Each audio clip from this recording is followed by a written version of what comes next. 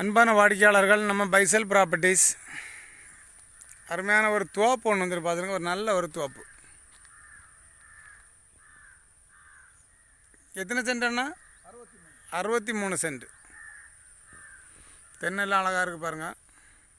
பாதையோடு இருக்குது. இது எங்கே இருக்குதுன்னு பார்த்தீங்கன்னா, நம்ம கன்னியாகுமரி மாவட்டம். கன்னியாகுமரி மாவட்டத்தில் நம்ம திங்கள் சந்தை பக்கம் இரணியல் பல்க்கு பக்கத்தில் வரும். அந்த பெட்ரோல் பங்க் பக்கத்தில் வரும். பெட்ரோல் பங்க்லேருந்து உள் ரோடு உங்களுக்கு பாதையோடு இருக்குது பார்த்துருங்க.